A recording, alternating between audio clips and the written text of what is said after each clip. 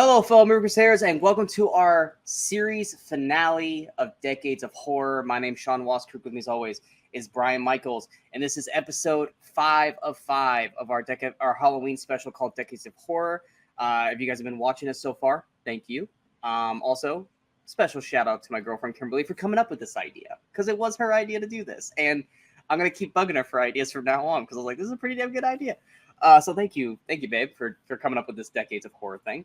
But if you guys have been following us so far, we did the 80s, the 90s, the 2000s, the 2010s, and we are now here at the 2020s. Even though it's only been 4 years of the 2020s, we didn't want to... 5, count 2020. Okay. So 4.5. Okay. Yeah, okay. I was like, but we didn't want to, ignore the last, 5 years of horror. So I was like, oh, it's going to be not as in-depth as the other ones, but yeah, we're going to do it that way. But yeah, so going into 2020s, do you think there's been an actual trend of stuff with this, much like in the 80s, 90s, thousands and tens? Have you seen an actual trend of horror in the 2020s, or has it just been kind of like a crapshoot like in the 2010s? I think it's not so much in the content of it as in kind of the delivery and availability of it. Because, I mean, of course you had the pandemic, and COVID in 2020 and in 2021, which is largely killed off theaters.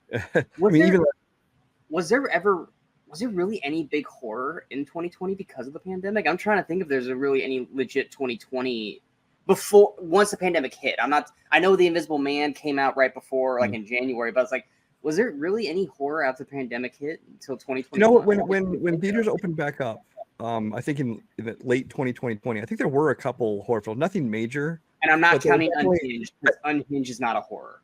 No, but there were in the last few months. I think when there was almost nothing coming out, they just stick something in theaters. Okay. I think a lot of these small movies that might not have gotten a theatrical release or have gotten a super limited one, they shoved in theaters just because here we have something to throw out there. And so I think that happened with a few movies. But even in the years since then, I mean, theaters have kind of rebounded. They aren't closing down and stuff so much anymore. But the theater going is definitely down. I mean, people don't see a lot of movies in theaters anymore. And I think that aside from blockbusters, your big, huge blockbusters, your Marvel and your Star Wars and that kind of thing, I think horror is one of the few genres that people do still go to theaters to see. It seems like, at least for the opening weekend, the first 2 weekends, because it seems like it's a genre that's, it's kind of made to go see, in a group, in a social setting. Everybody can be scared together and scream and stuff like that, especially among the younger audiences, which are the ones who the theaters kind of depend on, kind of that, that teenagers and 20s kind of age, far younger than me. So I think that horror has managed to be one of the few that has survived. But on the flip side of that, streaming really came about in the 2020s. I mean, it was already kind of going in the late 2010s, but especially when the pandemic hit. And I think that streaming, everybody came up with their own streaming network. You had Paramount and Peacock and all these other ones popped up in addition to and the Amazon and all those kind of things. And then the specialty ones like Shudder and Screambox and these other ones that specialize in horror. And then on top of that, not only is it another outlet for films, but these places started not only acquiring films, but also making their own. So things that, like I said, would not have maybe gone to theaters, they at least have a home as a streaming premiere, which obviously you'll see when we get to Underrated and things like that. A lot of these movies that deserve more exposure, kind of get hidden away because of streaming. I think all my Underrated are streaming except for one. I think only one of these had maybe a theatrical release, but it was like a max theatrical release at the same time release. Mm-hmm. But yeah, all of them are non-theatrical. Oh yeah, the Halloween Kills on there, cool. That's You're funny. Yeah. But yeah, so I think that, like I said, we haven't seen the trends like we saw in the past as far as this zombies became huge or slashers became huge or vampires. Right now, it's kind of a little of everything. I mean, there is still that ongoing trend of the elevated horror is kind of still becoming a big thing. But as far as the content, I don't think it's changed that much. I think it's more in just the availability and the media, the how you receive them. Yeah, I agree. Because it's because of Shudder and Screambox and Netflix and Hulu and all of them. Because Hulu has their, what was it, Hulu Week or whatever, or Hulu whatever. Yeah, Huluween. Everyone's kind of focusing on the horror because they know that that's where a lot of the hits are going to come from, and that's where a lot of the views are going to come from. that it almost gets to a point that when a horror film gets released actually in theaters, it's like, okay, they truly believe in this, because if they didn't, it would have gone on any of the streaming services, which is funny because I'm looking at my overrated, and all my overrateds were theatrical released because it's one of those things where it's like, if you're putting a horror film, unless it's a franchise, if you're putting a horror film in theater that's something new, then you must have believed in this thing profusely, which, and also, once again, you have people going to the theater to see a horror film instead of watching it at home. The buzz around it is so much higher because they had to pay to go see this movie, which is why a lot of them are probably overrated in my eyes, because it's like, I didn't need to go see this in theaters because it didn't deserve it over some of these underrateds that deserve. And I think it's because, and like you said, there isn't elevated horror. Yes, it is definitely still going strong because of A24, which is, Brian's favorite studio. Blumhouse is kind of you went after Blumhouse in the last episode, but I feel like Blumhouse is very much all over the spectrum on what they want to. They want to do Halloween. They want to do this stuff over here that's elevated. They want to do comedy stuff. Like, wasn't Happy Death Day Blumhouse? I don't know. I want to say they were, but Blumhouse at least is hitting all variances. They're not like focused. Like A24 is very much elevated horror for the most part. Blumhouse is, hey, pitch us a good idea. We're gonna run with it. They were just more. They were really focused on like your Conjuring verse stuff because that's where the money came. But after 2020, yeah, it was a little more, branching out kind of things. I see they're really wanting to start doing the franchise stuff because, like I said, Halloween was very much Blumhouse and everything. But yeah, in terms of like an actual like scope of topic for horror, I mean, I was gonna say it was more realistic horror, like real people doing stuff and being crazy. But then I'm looking at my list, I'm like, no, that's got possession, that's got vampires, that's got them. I'm like, no, it is literally kind of all over the place, which is not a bad thing. Mm-hmm. It's a good thing because we got variety in our horror. It's not like in the early 2000s where it was all zombies and vampires because Twilight and The Walking Dead was out. So naturally everyone want to do that same thing, or very ghost heavy or possession exorcism heavy. So yeah, no, 2020's definitely had a more wide range of possibilities, which allowed for different people to enjoy horror in different ways. Well, and also because I think that horror is one of those ones, it's like, video stores are essentially gone now. If you have one in your town, you're that's the rarity. But it used to be, Friday, Saturday night, you and some friends go to the video store, you browse the shelves, see something that has a cool cover. Oh, this looks nice and scary. Let's watch this. Those are gone now. But so I think nowadays, that's what people just do on streaming. They'll get together and they'll go through and be like, hey, this horror movie looks good. And so there's like all kinds of, across the spectrum, all kinds of things you can choose to watch. I mean, and then there'll be random times where you'll message me going, hey, check this out, but don't look at anything about it. Like, I think you just did for like It's What's Inside. And I was like, I have never heard of this. And I remember we did talk about it. I think anticipated earlier in the year or something. Because I remember like when I was looking, like finding pictures for it, I was like, I remember that image. I remember putting that on a show. It must have been anticipated, but I didn't remember the title. But it's one of those things where had you not brought it up to me, I wouldn't have found it because I don't necessarily go into a Netflix search. Yeah. Like just today, I discovered that Timo Giganto, who did Night Comes for Us and Shadow Strays, he has basically an Evil Dead movie. There's two of them actually, with a third one on the way. And I'm like, I didn't know these existed, so I started watching those. How are they? The things you stumble across on streaming. How are they? The first one, I'm not done with it yet, but it's actually pretty good. Okay, you're gonna have to let me know that because obviously you and I have kind of grown to become fans of this dude, at least with his action. I would love to see if he does really well with horror. But yeah, so like I said, our lists, I don't know Brian's list, obviously, but my list is kind of all over the place. Like I said, underrated outside of one, which had a dual like streaming theatrical release. I think it had a theatrical release. You can correct me if I'm wrong. All of mine are from streaming. All my overrateds were definitely theatrical. And my tops list is a good old mix of everything. I would say most of my tops is all theatrical actually, except for one, which was a streaming. But let's go ahead and get the do we want to be smooth at first, or do we want to piss everyone off at first? Last time we pissed everyone off at first and then went likable. Well, let's piss them off first, then we'll win them back. Okay. And I feel like there's definitely one on here for my overrated that Brian's gonna love that I put on. Well, I got at least one on mine too. So and then the others he's probably gonna go, I didn't mind it kind of thing. But like I said, with overrated, we don't hate the movies. We just think everyone is putting them on a fucking top shelf, and it's like, no, they deserve to kind of be on the bottom or at least in the middle, kind of thing. But I've got 5. I've got my 3 top, and I got 2 honorable mentions, and you got 5 too? Yeah. Okay. I have a feeling my 5 we're going to be talking about with you later. If not, I'll get it over with. But my number 5 or my number 2 honorable mention is a movie that's came out this year. People have been talking about Oscar stuff for it, which if that didn't tip you off, people have been blowing this thing up as like one of the scariest movies of 2020 and of the past decade, and that's Longlegs. Oh yeah, I'll talk about that more. I was gonna say, I was like, I'm pretty sure we're gonna be talking about it later. So I thought you meant like on my best of list or something.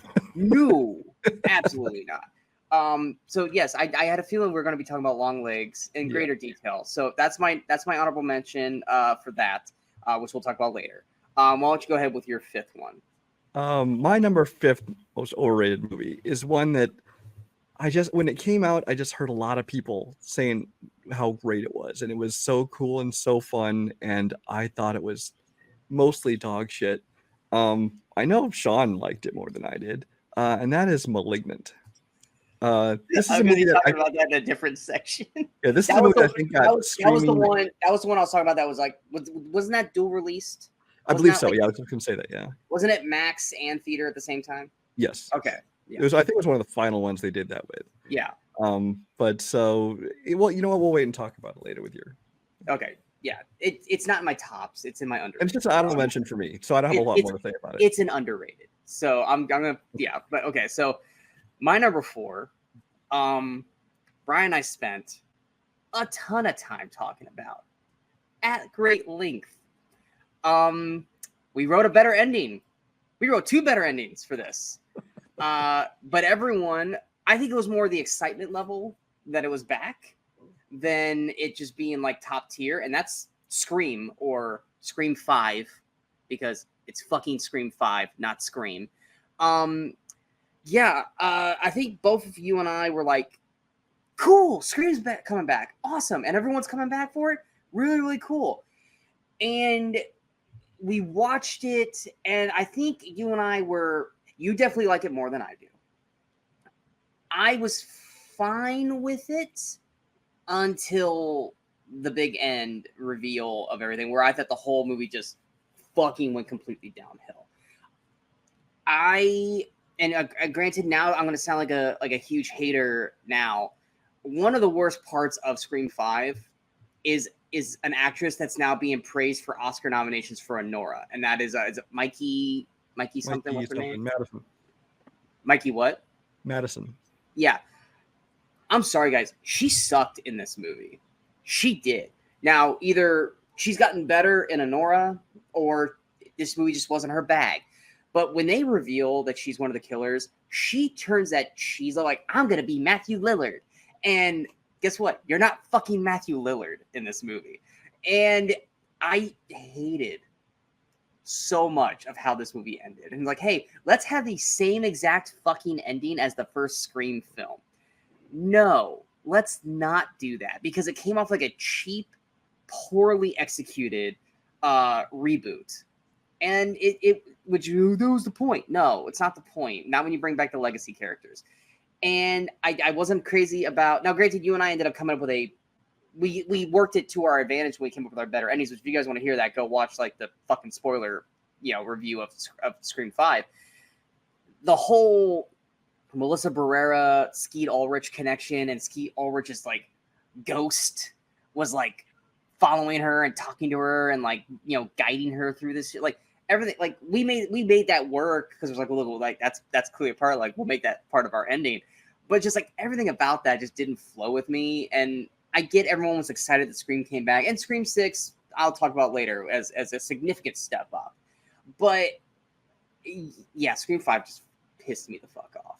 I got so mad about it. Like I said, Brian liked it more than me, but I did like it more than you. Well, it's, like I said, you had once you reveal the killers, and you've got Jack Quaid who's like fucking up here, and you got Mikey who's like this fucking tall, and yet we're supposed to believe that they're the same killer in every scene. And I'm like fucking. To be fair, those are issues we've had in many of the movies. Yeah, but like Dewey's death was supposed to be Mikey, and I'm like, there's no fucking way she'd have been able to do what she did to Dewey, because that would have had to have been Jack Quaid, but we know Jack Quaid didn't do it because he was in the fucking elevator with everybody else. It's like, that shit infuriated the hell out. That death scene still makes me so fucking mad. But anyway, were you gonna talk about Scream 5 at all? I'll talk about it a little bit later. Okay. All right. Oh wow. Okay, that's fine. I have Malignant. So what was your last honorable mention? My other honorable mention, I wanted it to be top 3, but I decided to make an honorable mention because I had to put one of them down there. This is Smile. I will be talking about that later. Yeah. Hopefully soon later? Yes. Very, very okay. soon. Then we'll just wait and talk about it then. Yeah, okay. Very, very soon. Okay, so my number 3 honorable or overrated. My overrated. We're now in their actual overrated. This is a movie that came out. I feel like it was last year, but I think it was 2022. I'm pretty sure it was 2022, but I really want to say it was last year, but I could be completely wrong. And it is 2022. So yeah. Barbarian. This was a movie 22. That it's what? 22, yes. It's 22. Okay. Everyone was just like, "Oh my god, have you seen Barbarian? It's terrifying. This is so scary." I'm like, "Okay, fine. I'll check this movie out." It's largely boring as shit for like the first 40 plus minutes, which once again, horror template. First 40 minutes, you're establishing characters, stuff like that. But it's literally just fucking Skarsgård, and I can't remember the actress's name. I'm pulling it up real fast. Georgina Campbell. It's basically those two just sitting in a room, like talking because they both like double booked the Airbnb, and she can't trust him, even though he's not really doing anything to be untrustworthy other than he just looks like fucking, that's Pennywise smile. Than being a man in the modern world. I get her. Exactly. And then we finally get to the whole big, like, this is what the movie is. And it's like, okay, yeah, it's unnerving. But then you have like this Justin Long storyline happening. And here was the problem with the movie is like the first like 20 minutes is this character with Georgina Campbell and Bill Skarsgård, and they're doing their thing. And then as soon as something interesting happens, stop the film. Here's Justin Long's 20-minute epilogue or prologue about what's going on with his character. I'm like, what the fuck are we doing here? And it's like, okay, cool. We're not supposed to like Justin Long. Justin Long's a fucking prick. And then at that point, it's like, you have fucked with the whole flow of this movie. But yet people are blowing their minds talking about how great this film was. And I was like, no, it's like the structure of this is done completely wrong. And then they merge together and we get the big reveal of what's going on and everything. And it's like, yeah, okay, this is creepy. But it's like, then you have the part where with the breastfeeding. And I'm just like... Like, okay, I get it, but it's like this is coming off comical because Justin Long, I like him. He's not the greatest actor, but you're trying to force this, and then you have the ending where it's like, in spite of things, you still had to believe at the very end that you still weren't supposed to like Justin Long's character. So then he goes and he does shit that I feel like you're in that moment you wouldn't do unless the writing's like, hey, no, you guys have to make sure you're supposed to hate him. Don't start caring about his character. He's an asshole, and then the movie just kind of ends with how it ends. And afterwards, I'm just like, this is the movie that everyone was praising. Like, this is that. I was like, it's okay, but I don't understand the belovedness of this film. It just didn't work for me. It's fine, but I didn't think it was great. So I'm glad I went in before I really heard any raving about it. I kind of got it with no expectations because I actually did enjoy the film. I liked mostly that it actually kept surprising me. Like, I thought I knew where it was going, and then it took a turn, and then took a turn, and then took a turn. And I'm like, it kept surprising me with where it was going. And I did enjoy the film. But in the days and weeks past that, yes, I think it did get overblown and people raving about it and calling it, this great horror movie, which I think that's toned down since then. I think at the time it was just kind of like a dearth of horror, so people were like looking for something to latch onto. But so it's a little overrated. Yeah, I just didn't make my list though. Okay, what's your first actual overrated? Oh, I thought the series was dead, and then they revived it, but people saw it for kind of the shit that it was. But then this new one comes out and people are like, oh my gosh, it's the best one since the first one, maybe even the best one of the series, and it's not. And that's Saw X. Oh, I never saw these, so none of these are on my list. So I can't chime in at all with any of this. Yeah, no, Saw X is like basically, the only reason people watch Saw is for the torture porn of it all. The story has gotten so super convoluted, and they go and they retcon their own past, and they, there's all kinds of conflicts. Didn't Kramer get shot in the fucking head at the end of the third one? Oh yeah, he's dead. No, he's dead. This is like it takes place like between like some of the other movies. So they just keep throwing shit in the middle. Yeah, like we want to bring him back, so we'll put this one takes place actually before here, and it's one of those movies where like first of all they're trying to get you to consider him the hero of this movie. They've always done that. But outside of the first one, they want you to sympathize with him and understand his motivations, and oh, this is why he's doing this, and he's actually the good guy, and these other people are the bad guys, and it's like no, he's an asshole too. It's like just because somebody wronged you doesn't mean you should torture and murder people like this, and especially since we know later on in the films, like if this had taken place back before we saw the other ones, maybe you could get away with that. But knowing what he does to all these other people, it's like I don't feel bad for this motherfucker. So that's its first problem. And also, it's just kind of really fucking slow, because most of it's not about it. It starts off with one of his little traps. That really has nothing to do with anything. It's like they figured we have to start off with something because otherwise people get really antsy not seeing anything for another 40 minutes into the movie. So they pulled a Terrifier 3. Essentially. Okay. And then once they do get to it, it seems like they have a few of these traps, but it's just like, okay, it's the same old Saw stuff, whatever. But it's which I was willing to write this movie off, even before I saw it. It's just okay, there's another entry in the Saw franchise. We know what we're getting. It's not looking to be high art, whatever. If it was just another cool kills and traps, fine, whatever. But then people start praising this movie as like, oh, it's the best of the Saw series, and oh, it's kind of brought it to a new level. And like there were people that thought the John Kramer guy, I forget his name, Tobin Bell, should get an acting nomination. I'm like, fuck you. I don't know what will you watch, because it's like it's not any better than the other ones. If anything, I consider it worse than the other ones because at least the other ones just embraced what they were and didn't try to pretend to be something nobler. Yeah. Oh my god, I have not heard anything about Oscar buzz for Tobin. Not a lot of people, but it's like a couple of reviews I saw. I'm like, what? I would love to see what those people's favorite films are, if they think that deserves. Probably Napoleon Dynamite. Yeah, maybe a Scream Award. If there was an actual horror award thing, then okay, sure, fine. But sure. An Academy Award, fuck off. Yeah. My number 2, I know you actually liked, but not enough to the point where you're gonna go, are you fucking kidding me? But once again, another movie people blew completely out of proportion. I watched it and I was just like, and that's Talk to Me. I don't like the acting in this. I thought the acting was just the whole way through. I think the concept was intriguing, but then they kind of abandoned the concept halfway through the film.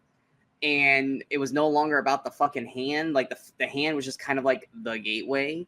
And then everything else was just kind of like took over that concept, which is like, if your main marketing is this fucking hand, then that needs to be the fucking main product. It's like the tape for The Ring.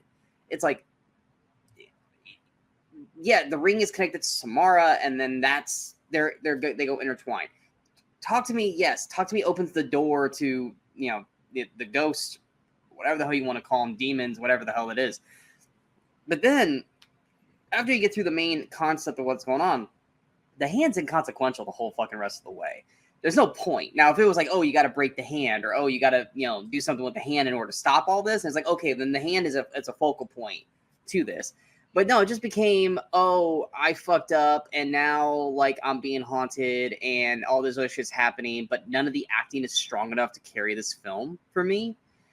And it just at the end of it, I was like, okay, I mean, this wasn't being done by like a big cast or big, like you can call it almost an indie film in terms of the directors and the cast. So it's like you gotta kind of like let that shit kind of like go and don't like fixate on it. But I wasn't crazy about how it ended. I wasn't crazy about the whole like last half. Like the first half, I was intrigued by the concept, and the whole second half just kind of fell for me, and I got bored with it, and honestly aggravated with how the writing of it went. I know Brian actually thought this movie was solid, so but I did quite enjoy this movie. Again, I went in, I think before I heard any hype about it, and I'm probably one of the people that like told you, oh, this is really good. So maybe I'm one of the people that helped set you up. It wasn't you. But it was more. I heard about what you thought about it after I watched it. I was like, oh, you actually liked it. But so. I did enjoy it though, and actually I think the story is kind of like every possession movie. Just this case, it's more just kind of it plays on like the kids and the social media and how they're so flippant with stuff and how they'll mess with stuff they shouldn't. And I kind of like that aspect of it. And more than anything else, I think I liked the style of it. I thought was really good. I think these directors, I guess they started off as YouTube guys. They're two brothers. Yeah. And I am kind of curious to see what they do next. But I enjoyed this movie. So like I said, the concept was intriguing for the first half. It's the second half that fell off for me. What was your number 2? My number 2, you're probably talking about much later, and that's a movie called The Black Phone. Not much later, but yeah. Yeah. So is this Blumhouse or A24? I can't remember. I think it's A24. I'll look it up while you're talking. I know. Because whereas Talk to Me was one of the few A24 movies I actually like, Black Phone was just another entry. I think it was Blumhouse actually. But this is a movie that I heard about, like how great it was. It's something that the trailers didn't do much for me. But I'm like, maybe I'll see it, maybe I won't. I like, Ethan Hawke. I think it's Scott Derrickson directed. I've kind of liked some of the stuff he's done. But I didn't see it right away. And then I heard everybody raving about this movie. And I went and saw it. And I was just bored the entire movie. I mean, except for like a couple of flashes of creepy imagery, and things like that. It's almost not even a horror movie. It's almost more of just a crime movie. It's just like these kids were kidnapped by this dude. It's almost more like a Silence of the Lambs than it is, an actual horror movie. So... Ethan Hawke, I thought did a decent job. I get to see him play like a bad guy, a villain very often. So I kind of enjoyed seeing a different side of him. But I really was just bored by this movie. And again, it's one of those movies that I'm okay saying it's just not for me, except that when I hear people rave about it, it just makes me like it that much less. So definitely makes overrated list for me. It was Blumhouse. Okay. Yeah, I'll be talking about this one a little later. But yeah. And then I've got my number 1, which is Smile. I remember when this trailer came out, you and I were both like, okay, I'm interested because you had that one shot, the car door shot, where she gets into the car and her friend, and then it's like, whoo, then we're like, oh, dang, I can't believe they put that in the trailer. Like, shit. But then you seen that shot, like, 1,000 times because it was on every fucking trailer reel. It was all over online and everything. So it's like by the time we actually got to that scene in the movie, we were desensitized to it because we knew what was happening.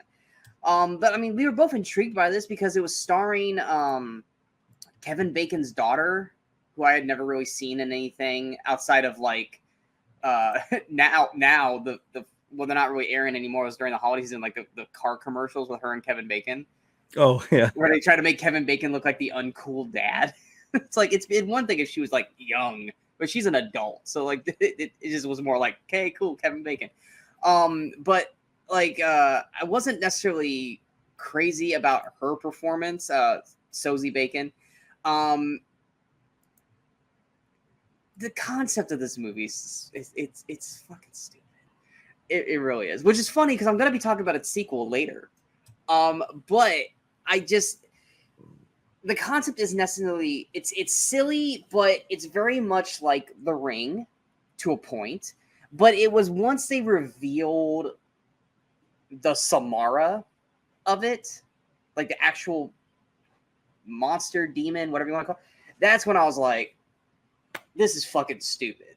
This is ridiculous. Like, this creature thing is laughably, like, if you, this is something that I feel like I would see, like, in 90s, like, Pumpkinhead, like movies from the 90s and late 80s. Like, it just looks so utterly ridiculous. And everyone's like, it's so terrifying. I'm like, it's laughably bad.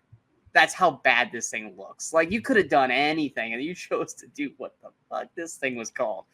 But just the concept of, I'm going to come up to you and be like, it's like, first off, you know what other fucking movie does that shit? It Follows. And y'all know how I fucking feel about that crap. But I just, oh my God. And everyone was talking about Smile. Now, I will say this, though. The one thing Smile and Smile 2 did incredibly well was their marketing. Fucking Smile 2 just did it during the playoffs for baseball. It was, I think it was during the Dodger game. They had like a guy or a couple guys behind the catcher box where the camera was, and they were just, the whole time was like, either that's a creepy motherfucker or that's for Smile 2. And then they were like, in the first one, I thought it was good marketing. By the second one, people are like, oh, they're marketing Smile 2. It's like, but you know what? But for the people who don't know movies like you and I, they're like, what the fuck is going on with that dude in the corner who's just like creepily smile? I'm like, first off, props to that guy for staying in that state for however fucking long he had to do it for. Because I'm sorry, man, my fucking face would be hurting. But marketing wise, Smile did their job. And it was super cheap marketing. They basically get like, national exposure for however many people watch these games. And all they got to do is buy, they got to buy a close ticket and pay a dude however much to stand there. Yeah. And then just smile creepily the whole fucking time. Yep. But it's just the execution of it in the first movie. And like I said, that's why I think the second one works as well as it does, which I'm going to talk about later, is because of the story they were telling for the second one. Whereas in this one, it's like, oh, she's a psych doctor, and it's just, okay, well, they're like in a mental hospital and stuff, so naturally these people are going to be kind of off. It's not until she leaves it, but then it's just, and what Brian hates is it's jump scare the movie. That's what this whole thing is, because there's nothing that is outside of, points where people will walk up to you creepily smiling, which once again, the sequel does it to a bit greater effect, is... It's just, okay, it's quiet. She's looking at something. Here. And it's like... Well, not only was it cheap scares, but every single one of those creepy smiles and cheap scares was shown in the trailer. So you're like, oh, we're going to be more of this. Like, nope. What you saw is pretty much all of it. Just stretched except out. Except for the reveal of the creature, which, like I said, it's just... Which they wisely hid, because that looked ridiculous. Yeah, exactly. But yeah, it's one of the most overrated films. But I'm about to praise the sequel, but yes, the first one is not good. Go ahead and dive into it a little further, because you wanted to talk about it earlier. No, I actually kind of said already most everything I wanted to say. Just like I said, it was another long, slow, mostly boring movie with basically just the trailer scares stretched out over it, and then the ending when it just really fell apart. But honestly, by the time I hit the ending, I was already kind of in this mode where I'm just like, can we just end already? Oh, I agree. I agree. And yeah, and it's one of those movies that not only, was it successful and people praised it, it got a sequel. A sequel's already made more money this year than things like Furiosa and Fall Guy. Fuck you, public. You guys don't know anything. Because it's a horror movie. Like, seriously, this is what you guys will actually go pay to go see? It just pisses me off. You can't be mad at me. I paid to see all of them. But those are our over... Oh, no. Your number one overrated. My number one overrated... Oh, we need to talk about this still, and that's Long Legs. Long Legs is a pile of shit. I saw they had early kind of guerrilla marketing, which I thought was excellent. They're kind of doing little tease things. There was like encoded messages, and there were forums online. People are like figuring out the code to decode the messages in the walls. They hadn't done that since Dark Knight with Joker. It's been a long time, and I was actually having a lot of fun doing it. So I found a couple places where people like found some clues here and there, and I was contributing to, and it was a lot of fun kind of watching the marketing. And the trailer definitely had this creepy atmosphere, and you didn't really see Nick Cage, but you knew he was in it. So like, oh, he's probably going to be great in this. And all we knew was that the lead character was an FBI agent who used to be from a cult, and the leader of the cult or the serial killer or whatever was Nick Cage. That was all we knew, and at that point we're like, cool, I'm there. not really true in terms of the cult aspect of it, but yeah, it was. But I mean, that's all we knew about this film, and then it was just little snippets. You'd have like weird pictures that were like posters, but they weren't like real posters, but they were imagery posters of what the stuff was. But yeah, and much like Talk to Me for Brian, I didn't hate this film. I thought it was fine for what it did, but I also don't think it's like there's talks for Oscar stuff. And well, that's like, people are comparing it. I was seeing so many comparisons to Silence of the Lambs and Seven. I'm like, what the fuck are you guys talking about? This does not belong anywhere in the conversation with it, especially because, like, you know, maybe in the first half of the movie, you're thinking that's what it's going for. And it's definitely far inferior to those movies, but it's like, whatever. But then when it tries to take like its supernatural twists towards the end of it, in the last part, and you're just like, it's trying to be weird, but it's mostly just boring. And then it's just like kind of going in whole different directions just to shock people. And it was just, I think those comparisons and that overratedness of it are what made me hate this movie more. Not because, go ahead. Sorry. It's one thing if they just kind of kept it very much Silence of the Lambs, and it was just a serial killer, and that's what, and they had an accomplice, and this is what was going on, and like the dolls like released some kind of like toxin that caused, you know, the fuck is it that makes people go like fucking insane with strength? PCP? I think it's PCP. Yeah. You know, like maybe that gave out and that caused like the dads to kind of like just roid up and like, you know, go on a killing rampage. Fine. And they tried to make it demonic or whatever, then I would have been like, okay, cool. But to just like, and yes, before you guys come at me going, they showed the devil like 20 times in the movie. It's like, no, they showed weird shadows off in the distance that if you weren't looking for it, this isn't like Haunting of Hill House where there was ghosts hidden throughout the house. It was like, oh, there's a weird shadow there. That's the devil. No, fuck off. But to tack on the supernatural element on the last like 10 minutes of the movie and then just that abrupt end to it was like, like if you had just kept it Nick Cage, which I know you hated his performance. I thought he was too far over the top, and not in a good way. Like sometimes we like him over the top. This way was awful, and the prosthetics were unnecessary and stupid.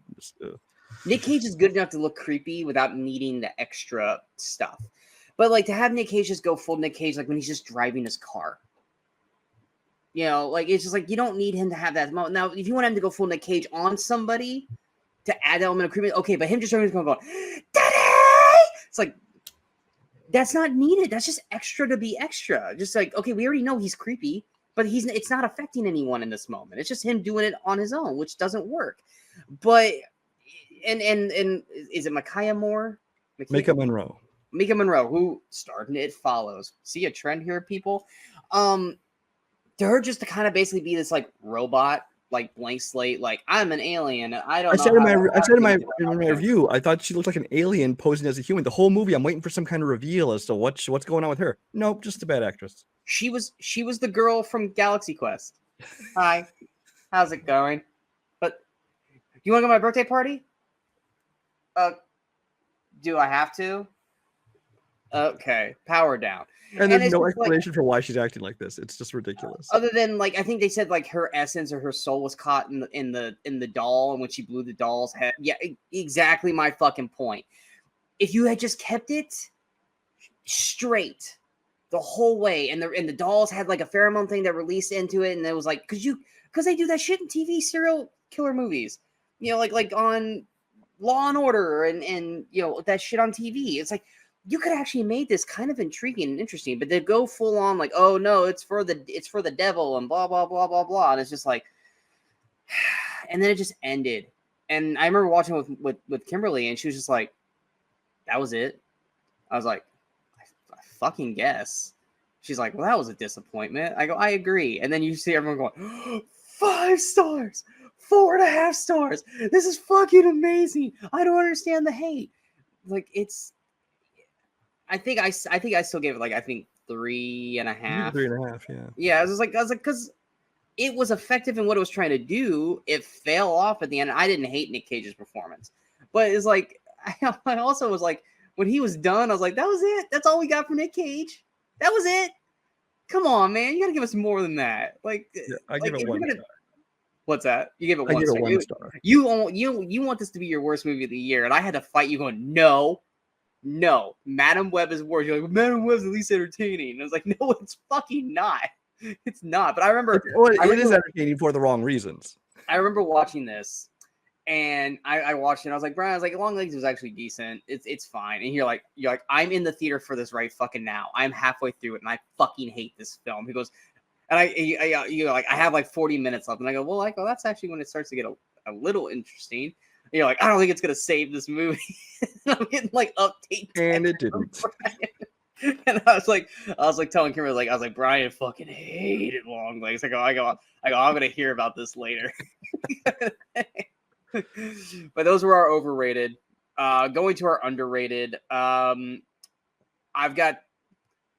cheated and I combined my number 5 or my number 2 honorable mention is a series. So it's not one movie; it's a series. Stuff, so whatever. So it's because you really can't just do it as one. I think it's a series I was planning on watching actually this week. I'm going to watch this finally. Weren't you with your daughter, right? No, she's off at college, but I finally decided you would wanted to wait. Like, when this came out, you're like, I'm going to watch it with my daughter. I did. My kids do that. They say, "Hey, I want to watch this. Don't watch it without me." And then time goes by, and then I find out they watched it without me anyway. So I'm like. What I'm talking about is the Fear Street trilogy on Netflix. Yes. When they announced this thing, and it's like, hey, we're gonna do Fear Street, and I was like, oh, okay, well, they never. I remember the books. I read the books when I was a kid. It's like basically when you got too old for the Goosebumps to work, you're like, oh, okay, there's Fear Street. It was like that's kind of what you progress. So, yeah. Even though Fear Street was out way before Goosebumps was, it was pretty much like you read Goosebumps, and then when Goosebumps started to get a little too kiddie, here was Fear Street. And be like, hey, we're gonna make a film series. We're gonna do 3 movies. They're gonna come out every Friday for the next 3 weeks. I'm like, all right, that's cool. And I remember watching the first one, and I was like, this sucks. Like, the acting is atrocious. Like, you have people, like, if you told me that this was the town of Derry and people were being affected, for acting extra, because like you had the rival high schools, they were acting like they were the fucking Montagues and the not Capulets. Like the spewing fucking hatred that these two high schools have. I'm like, okay, there's got to be something here, because like unless it's like Pennywise affecting the town, you should not be this angry at each other. like I'm gonna fucking murder you kind of anger. And these are just high school kids, and there's no like reasoning. But like the concept was intriguing. The cast out, the main cast was solid. And the whole like in the mall at the end of the first one, I thought was intriguing enough. We go to the second one, and it's very much a Friday the 13th, like camp Jason kind of character. The lead in that one was I'm blanking on her name, but Max in Stranger Things. Sadie Sink. Thanks, Sadie Sink.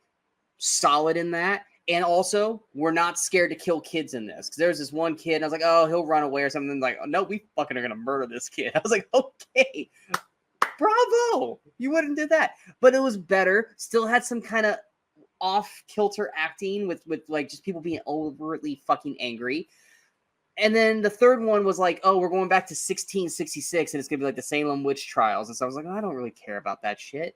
And you're watching, it's like, okay, the acting is fine. I'm not loving it. And then halfway through the film, it's like, that's the end of the story. Now we're reverting this back to the first film, and everything's fucking connected. Because up to that point, you just thought it was, here is this story in 1994. Here is this story, and I think in 1978. And it's like, okay, there's some actors playing different roles in each of these movies, and then there's some new actors. Like Sadie Sink is only in the second one. I was like, okay, they're just using the same people and stuff. And it's like, no, this is all fucking connected. The people who are the parents in 1994, this is them in 1978, and then ancestors in 60s. And like, it was like, oh shit, this actually is, if you're watching all three as like one film, like this is actually super intriguing. The acting's still not super great, but the overall, the whole of it, I was like, you know what? Bravo, guys. Bravo. Because I was not prepared to like make this whole third thing make everything fucking work. because I was mad because the best character in the first film gets killed, and I was like, that was the best character. Like, what are you doing? But at the end of the day, I was like, you know what, Fear Trilogy is actually pretty solid. You just got to get through some wonky acting, but if you make it through all three of them, it's actually a really good, decent experience. But that was my fifth honorable mention, or my second honorable mention. What was your first one? My first honorable mention you might have somewhere else or high on your list, and that is The Babysitter Killer Queen. I will definitely be talking about that later. We'll just wait and talk about it then. Okay. It's in this section, but okay. I will definitely be talking about it later. My number 4 is one that, much like most of the streaming stuff, you never hear about these movies being made, and then you get a trailer like a week or two before it drops. And that's kind of what was going on with this film. This was on Hulu, and it's called Fresh. And it was starring Sebastian Stan as this like serial killer guy. That's kind of overstating what he really was. But it was starring a brand new actress, Daisy Edgar Jones. None of us had heard of her at that point. And basically, she was from a TV show. Wasn't she on like Downton Abbey or something? Let me see, because I that was the first time I had ever seen her was in Fresh, and then she started She did like Normal People. She was in Normal People, and then she was also on Cold Feet. Get something else. Yeah, she was a TV actress, but I had never watched any of the shows that she was in. But basically, it's on Hulu. The main plot is, she goes on a date with this guy. She starts dating him. Everything's going great, and then he takes her up to her cabin, and then you realize, oh no, this guy actually is buttering you up because he basically cuts pieces off of you and sells your parts on the black market and stuff. And she's basically now drugged and trapped. And it's Sebastian Stan, fucking Bucky playing this character. And I was like, you know what? I have never seen Sebastian Stan play a character like this. I'm super intrigued. And it kind of almost has and granted, it might just be one scene because it's the dance scene. It's like, it very much had that kind of like Ex Machina kind of like tension, like acting to it, where it's like, yeah, he's this kind of horrible person, but like he still is like acting like he likes her. And she's trying to be smart and try to play along to try to wait for her moment to fucking escape. And it's actually a real orchestrated, kind of like cat and mouse, but the mouse is aware and the cat is thinking that he has full control. And you're just kind of waiting for the moment for the things to flip. It does kind of fall apart at the end. Like in the last 10, 15 minutes, it does kind of fall apart a little bit. But it's actually a really solid film with basically two leads. There is one character that kind of just like could have been the hero and just kind of abandons everybody. He's like, what the fuck? Dude just left. Like, he could have been the hero and he just fucking bailed. Like, what the fuck happened here? So it's not perfect by any means, but it definitely gave me a different side to Sebastian Stan, and it introduced me to Daisy Edgar Jones, who we loved in Twisters earlier this year. But it's a solid film for this time of the year on Hulu. Did you ever watch Fresh? I can't remember if you did or not. I did. I thought it was decent. I didn't love it as much as you, but it was good. And I like both the people starring in it. So yeah. What was your next one? My next one is, it's honestly not so much an underrated, so much as an underseen movie, and I want to give it some attention. That's a movie called We Are Zombies, and this is a movie that just came out. It's listed as 2023, but I think that's from film festivals. It came out this year. I think you can find it on some streaming things like that. This is from, I don't know if you've ever seen the movie Turbo Kid, and there's also one called Summer of '84. See, the problem is when I hear Turbo Kid, I think of like Star Kid from the 90s. Oh. So no, I've never seen Turbo Kid. I know there's this team of filmmakers. They basically make these films that are very much kind of nostalgic for the 80s kind of thing. And you kind of see that. But this is a We Are Zombies. This takes place in a world like where zombies are just here now. And like people have learned to live alongside zombies. They're kind of docile, and they put them to work. Some of them, you keep them in their house, things like that. Basically, there's this mega corporation that I can't give away too much of the plot. Anyway, it's a horror comedy. It's just an honorable mention, so I don't want to give it too much exposure, but it's actually quite funny, and I just say give it a shot. It is currently, I think, available to watch somewhere. It's on Vudu for free. It's on Tubi TV, Hoopla, a bunch of other places. So yeah, it's worth checking out. Did this come out this year? It just came out onto like streaming and stuff a couple months ago, actually. As I have never heard you talk about this movie, so like I'm just like, I don't know what this movie is. Well, it's one of the small movies that I know nobody else has heard of, so I'm not going to try and have big discussions about it. But in a show like this, where I have a chance to give something a little bit more profile and hopefully get a couple people to watch it, I well, I know, but just like with It's What's Inside, you usually will give me like, hey, you should check this out. I was like, I don't know what this movie is. You have not mentioned this movie to me once. This isn't the movie from the guy from The Night Comes From Us, right? This isn't the one that you were talking about? No. This is a horror comedy from the guys who made Turbo Kid. Oh, that's right. You said that. My bad. Okay, I have to look that up later. My next one, I think we're going to be talking about later because I have a feeling this is going to be on your best of list. This is another Hulu film coming from an actress that we both like, and it's called No One Will Save You. It's my number one underrated. We can talk about it now. No, because we pushed off on mine. Spoiler alert! Then I just gave you my number one. Okay. We all knew it was coming. We knew it was coming. Okay. Yeah. Okay, we'll talk about that one later as well as Babysitter, Killer Queen. Go ahead to your next one. My number 3 underrated is a movie is a horror movie that came out just like in the middle of the pandemic. Although it was actually January of 2021, and that is Underwater. This is you were going to talk about this. Well, it is. This is a movie. This is exactly where this thing belongs because. Oh, I know. I was like, when I was looking up pictures for this, I saw Underwater. I was like, I'm just going to go ahead and save these because I know Brian's going to bring this movie up. Well, it's considered underrated because I myself went in with low expectations because I'm not a Kristen Stewart fan. I'm not. It was a January release film. And it's a January release film, and it was something being dumped in the middle of the pandemic. But I'm just like, Kristen Stewart has never impressed me. And I'm not the kind of guy who's like, oh, she's that girl from the Twilight films, because that's not my problem with her. My problem with her is everything else she's done as well. Now, there have been a few that I've liked her in. There's been like American Ultra, Panic Room when she was very young, of course, a couple others. But I went into this one thinking, okay, she's the star of it. I wouldn't mind if she's in it, but she's the main character, and it seems like it's mostly following her. So it's probably going to just bug me most of the time. And I ended up really, really enjoying this movie. I think that from minute one, I love how they drop you in the middle of this thing. They don't give you any introduction. It's like, boom, the action starts. You know as much as the characters know because they don't know anything about what's going on. I love the way that was done. Throughout the whole movie, there's a great, creepy, suspenseful atmosphere because again, you don't know anything that's going on, much like the characters don't. There's the added, claustrophobia of it. There's the added danger of, they could, if they cracks in their suits or whatever, they can end up drowning, things like that. And then, of course, it takes a turn in the last act, which I didn't really see coming, but I actually didn't mind it. I mean, it wasn't probably where I would have gone with the movie, but I'm like, okay, cool, let's go there. This sounds fun. Let's try it.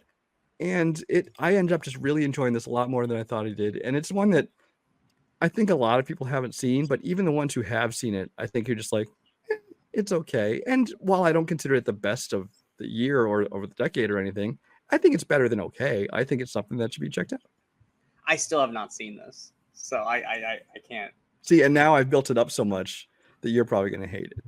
You've been talking about this for like years. So yeah, I'll probably watch it on. I mean, it's fun. Well, and you got TJ Miller in there, who I still think is funny. Whatever he does in his personal life, I don't give a shit. Whatever. John Gallagher Jr.'s in there. Jessica Henwick is in there. I'm surprised you haven't checked this out. Actually, you know one I still haven't seen yet, which is shocking because of the 3 leads are like some of my favorite actors. Life with Reynolds, Gyllenhaal, and Ferguson. I still have not seen that fucking movie. It was okay. It's shocking, but it's shocking because I love all 3 of them so much. Why I have not watched this movie? Just watch it and think of it as a Venom prequel. That's as I was to say. I keep hearing it's a Venom prequel, and I was like, okay. And you guys all know how I feel about Venom. So, my number 2 is the one that you had for overrated, which was Malignant. I think why this is underrated for me is because you and I were both watching this simultaneously. I think I was about 20 minutes ahead. 20 minutes ahead of me, yeah.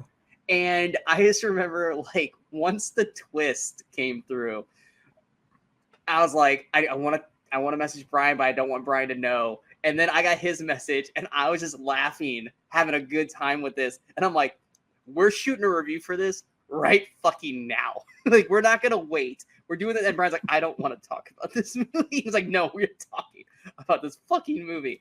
And you guys can watch the spoiler chat. I think it's like a 30-minute video of us just talking about Malignant.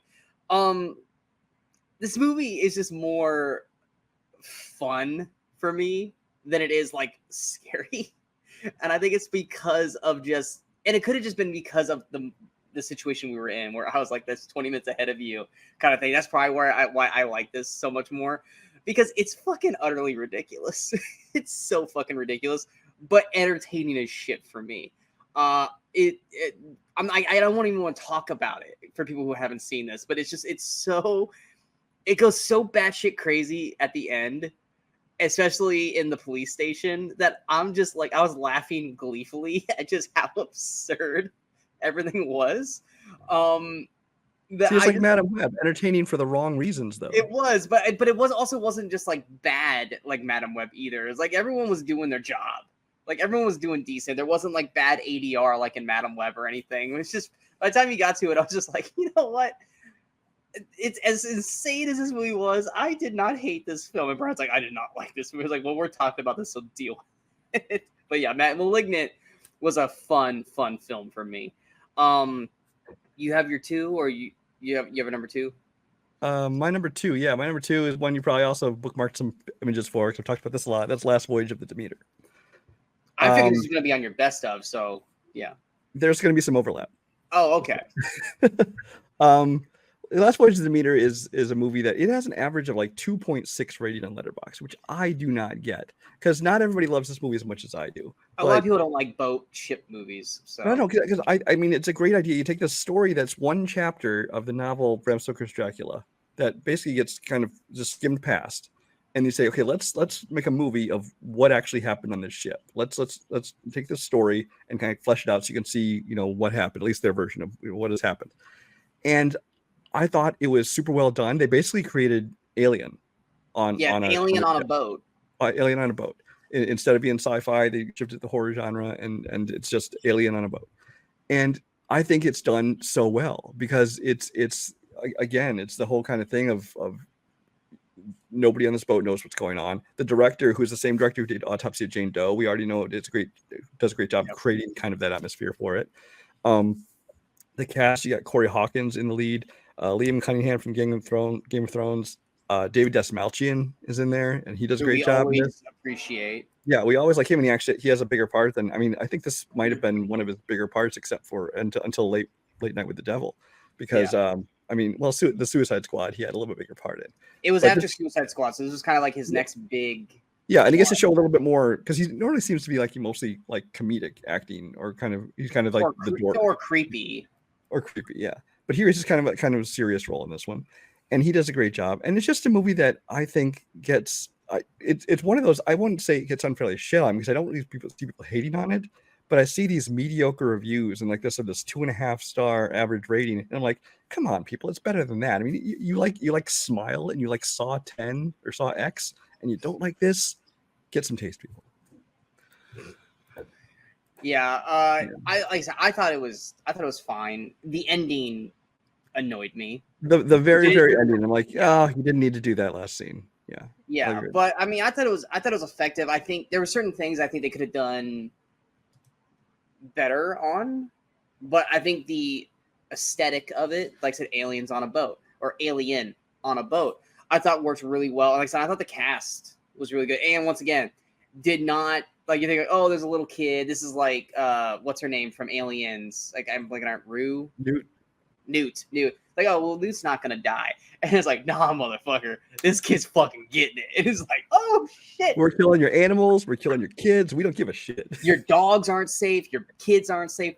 Fuck them kids. Fuck them dogs. I'm like, holy crap. All right, at least this movie's got the balls to not, be scared to do that shit. But yeah, so good acknowledgement for that movie that was like, fuck them. We're doing what we want to do. Plus, I'm always going to be, champion Corey Hawkins. Like, Corey Hawkins just needs to be in more things. My number one, you mentioned a little bit earlier, which was The Babysitter Killer Queen. My number one of the last decade was Babysitter. This one, not as strong as the first film, but and that's because was it Judah? The hell's his name? Judah Lewis. He's not the best actor. He's decent, but we got, like I said, Jenna Ortega. This wasn't my introduction to her, because I saw her on like You season 2, in which she was like younger. But this was like kind of like one of the first films she did, at least that I recognized her. I also watched this like after Wednesday came out, but I was like, oh, this was definitely way before Wednesday. But it was kind of an introduction to a lot of people for Jenna Ortega. The original cast all come back in this in some form or fashion. So naturally, you take all the people that I fucking loved in the first movie, and they're back, and they're just as good, if not some are better in the second movie. Oh god, we mentioned her in Doctor Sleep. Emily Allen Lind.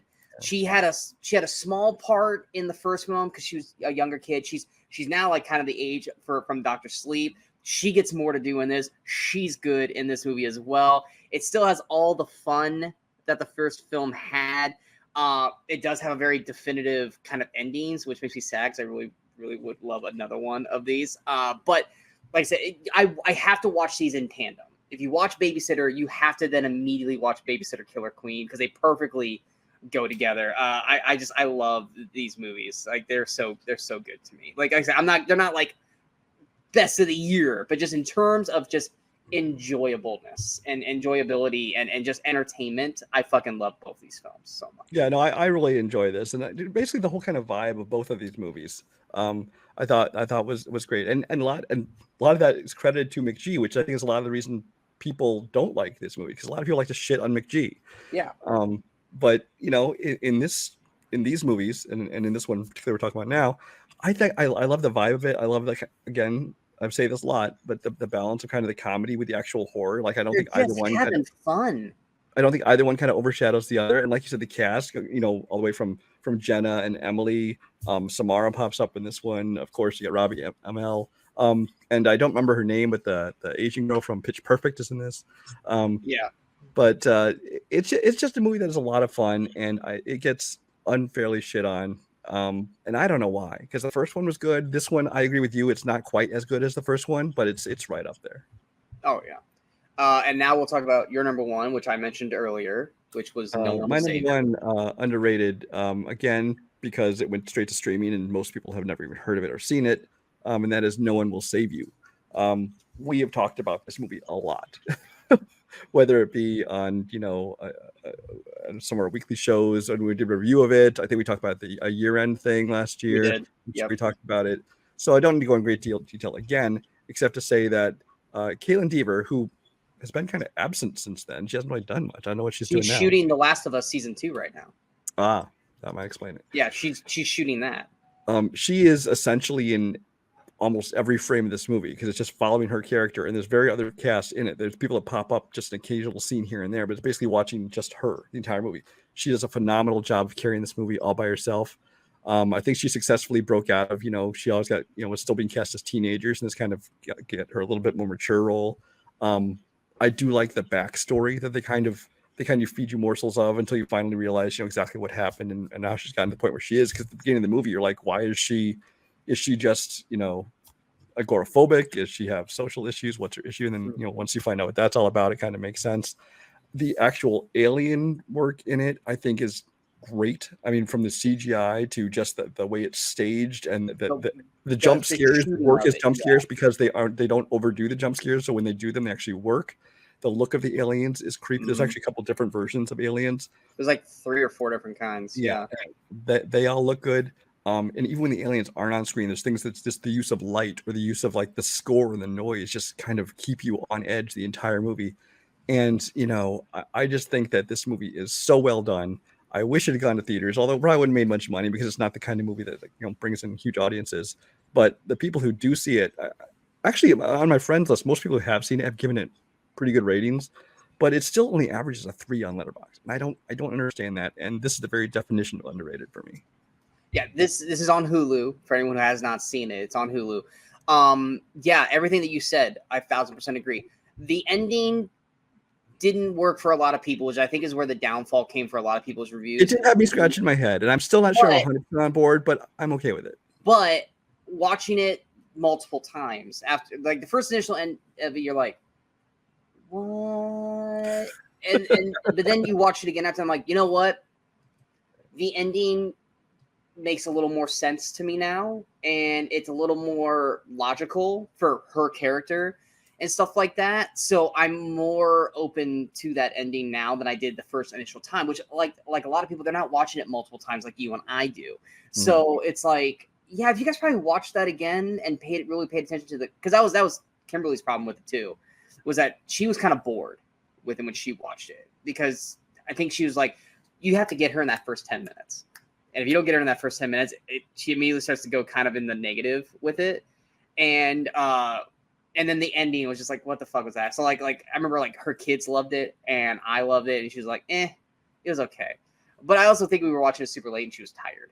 And so, but yeah, the ending of it, like I said, it requires a second viewing when you actually know the story, you know the character, and you're actually just more kind of open into understanding everything that's going on, instead of that initial movement where you're like waiting for the aliens kind of thing.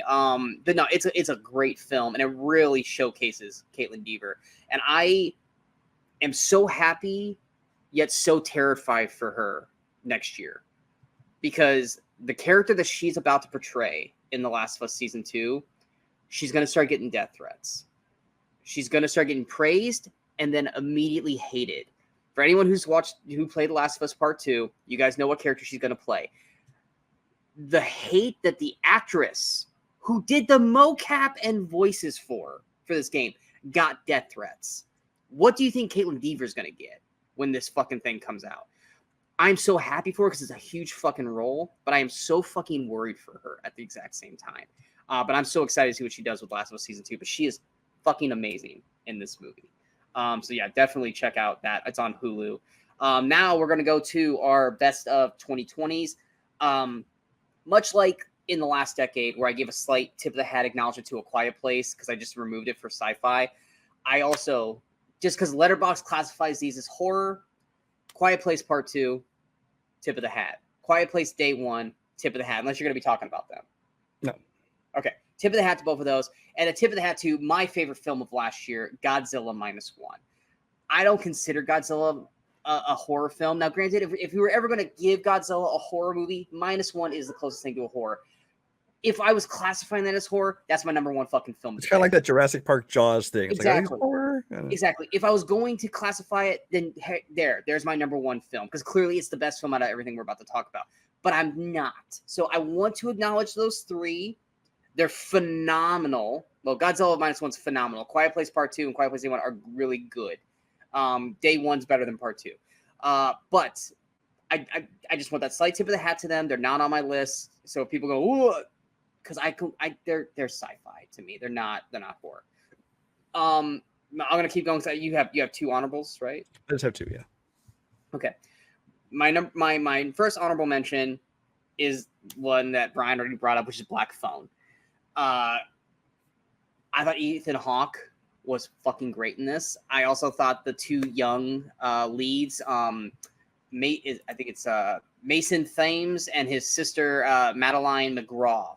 I thought they were really good in this. Is it a lot like Long Legs, where they added this supernatural element? They really didn't need to add a supernatural element to it. Yes. But I thought the supernatural element was not just thrown in at the end of the film. Like, it was in there throughout. So I thought it was effective. It very much had that 80s aesthetic and style to it. And I thought it worked very effectively, and I really enjoyed that film. I know Brian didn't, and I'm wondering how the fuck they're going to do the second one, because they're doing a sequel, and I'm like, is this a prequel with Ethan Hawke, or are we just doing something completely fucking different? I don't know. I don't think it needed a sequel. Black Phone 2, Blacker Phone. Yeah, it's like, because I was like, are you going to have another kid get kidnapped with another phone that talks to the dead kids? Like, I make it make sense, because I don't think this needs a sequel at all. But I actually really enjoyed it. My next one is, like I said, talked about it earlier. It did everything better than the first one, and that's Smile 2, which I just watched last week. Everything that Smile I felt wanted to be is done so much fucking better in the sequel, and a lot of that has to do with the story they're telling in this one, and Naomi fucking Scott, who kills this film in the best possible way. For anyone who didn't appreciate Naomi Scott, which we did, when she was the Pink Ranger in Power Rangers, and Jasmine in Aladdin, and I think there's one other film that we really liked her in. She was in Charlie's Angels, but I barely remember her performance in that. Naomi Scott's fucking rock star. And she's singing all these songs. And these are all original songs, by the way, too, in Smile 2. And I'm not going to lie, their songs are really fucking catchy. They're really good in this movie. I actually really enjoyed the songs. Unlike M. Night's Daughter.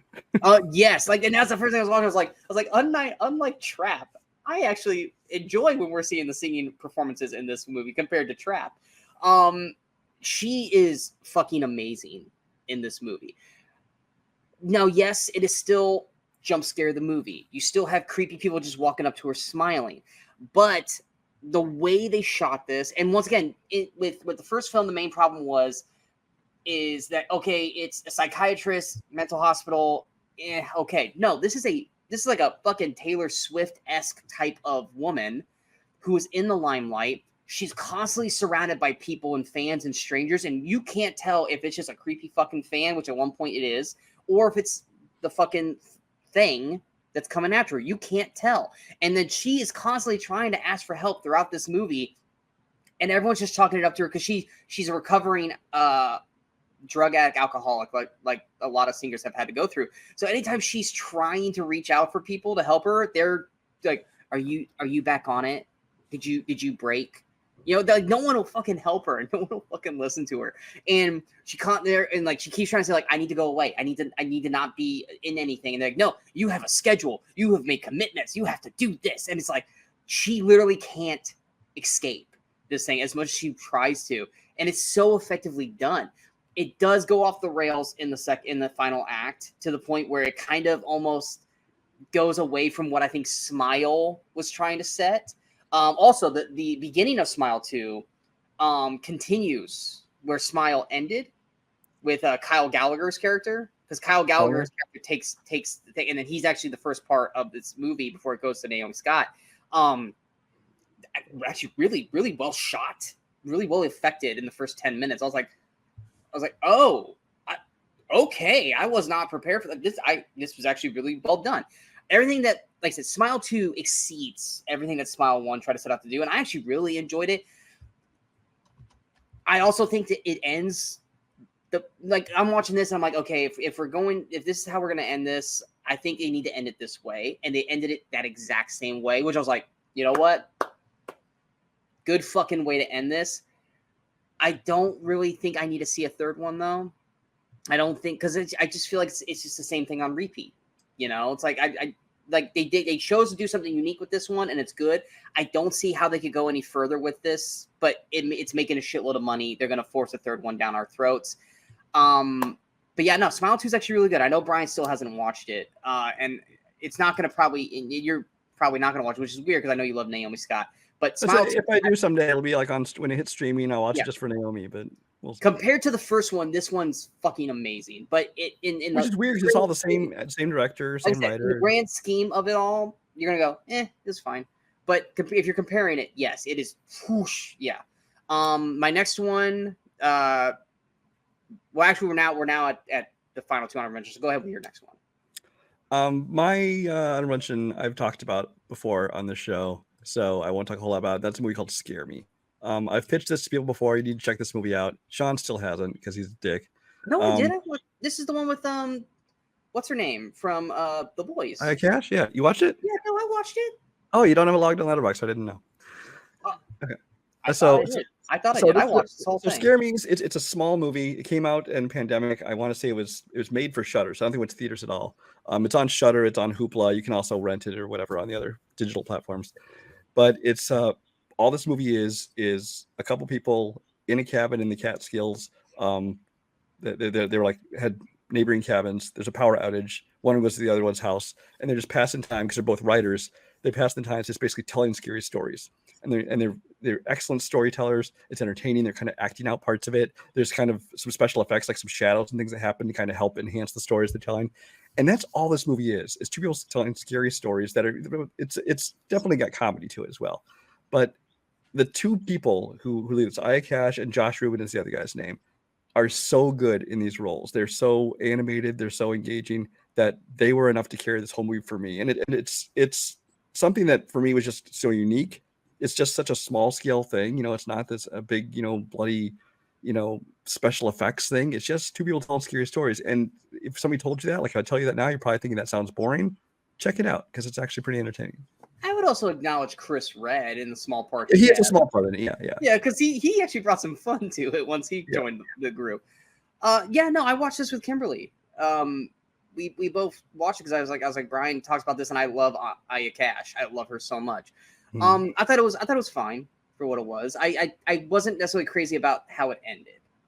That was kind of where it kind of, even I said in my review, I like it doesn't quite stick the ending. That's kind of where it fell for me. But that's why it went for a honorable mention for me.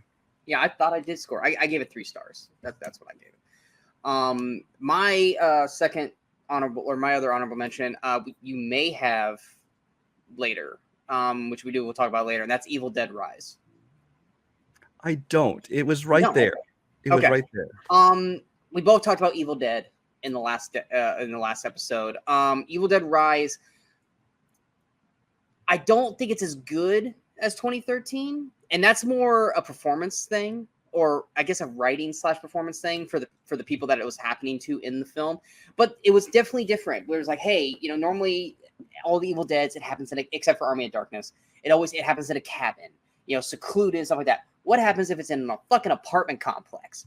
Granted, the apartment complex is almost mostly abandoned, but it's an apartment complex. What do you do?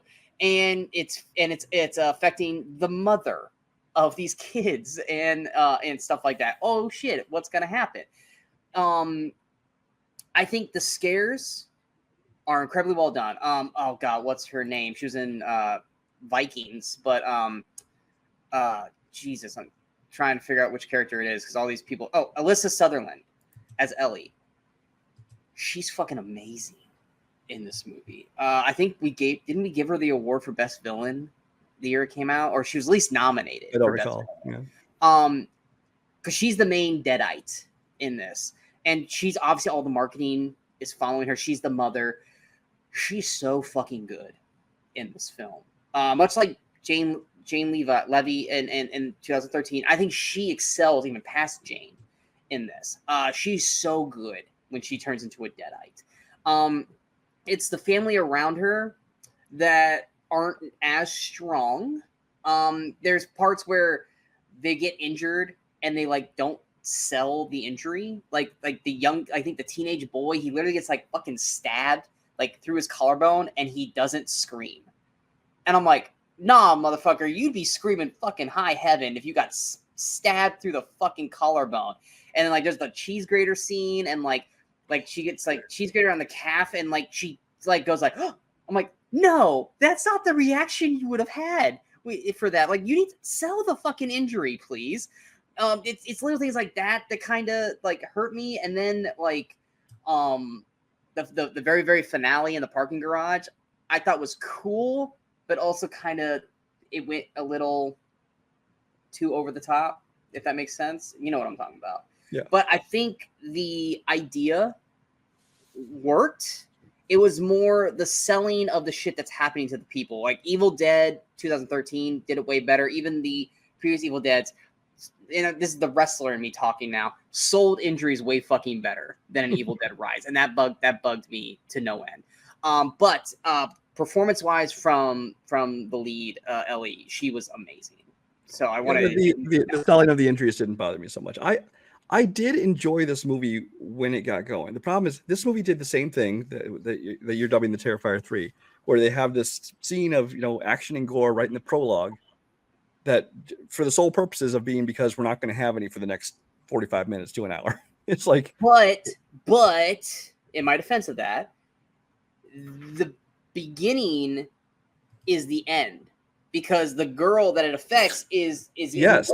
But there was no reason to have that at the beginning. I don't disagree with you. Some action at the beginning. Yeah. I don't disagree with you that, but on Terrifier, that was just a random scene that had no connective tissue to the rest of the fucking film. It was just a scene thrown in there to have a scene, whereas Evil Dead was a scene that connected to the end, and we were then going to revert back to that point. It was oh, that's what ended up happening to that girl is the beginning of the film. So at least it had a connective tissue, very thin, but at least it had a connective tissue to it, unlike Terrifier 3. So or kind of spoiler alert, but kind of not, because it's not really a spoiler to one of the main characters. It's just kind of you see how it circles around. Yeah.